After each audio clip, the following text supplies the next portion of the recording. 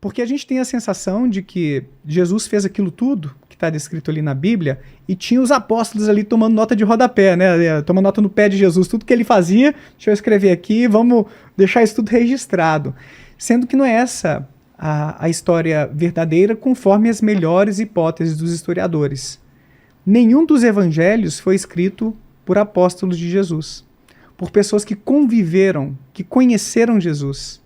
São relatos que chegaram até essas pessoas. Paulo, por exemplo, que escreveu as suas cartas aos Coríntios e por aí vai, ele conheceu Tiago, que foi irmão de Jesus. E Tiago relatou algumas coisas para Paulo. Os evangelhos, primeiro, Marcos, apareceu cerca de 20 anos ou 30 depois da morte de Jesus. Escrito por uma pessoa que não foi o Marcos apóstolo.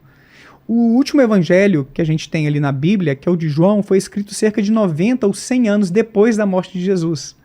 E é o único evangelho que retrata Jesus como sendo o mesmo que o Pai, como sendo uma outra face da Santíssima Trindade, né? Como se identificando com o próprio Deus. Nos outros evangelhos, que são os mais recentes e, portanto, que tem, não só por isso, mas que tem mais credibilidade histórica, os primeiros, né, Mateus, Lucas e Marcos, eles retratam o Jesus enquanto um enviado, um filho de Deus. Não ele acreditando que é o próprio Deus encarnado.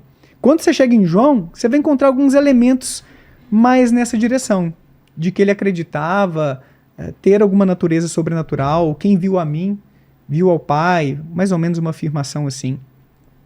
Sendo que é um evangelho que tem pouca credibilidade histórica. Eu não me lembro agora se a estimativa é de que apenas 10% do que está descrito no evangelho de João teria alguma fundamentação, alguma credibilidade histórica. O resto, 90%, seria teologia pura.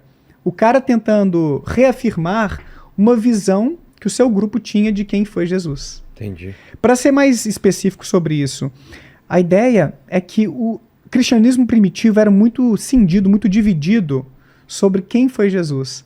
Será que ele foi um pregador do fim dos tempos? Que veio falar que daqui a pouquinho as coisas iam acontecer, o juízo final está próximo, e ele não era nada divino? Ou será que ele era totalmente divino e nem dor de verdade ele sentia? Ele era totalmente espiritual e fingiu sofrer para nos comover, para ter um sentido teológico daquilo e por aí vai.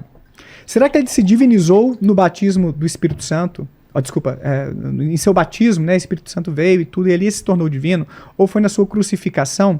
Ou será que ele era o próprio Deus que veio enquanto homem e sofreu por nós para nos redimir desses pecados da humanidade e por aí vai? Essa disputa teológica, ela persistiu fortemente até mais ou menos o século IV, quando houve o Concílio de Nicéia, que oficializou uma dessas versões, de que Jesus seria o próprio Deus entre nós, que veio encarnado.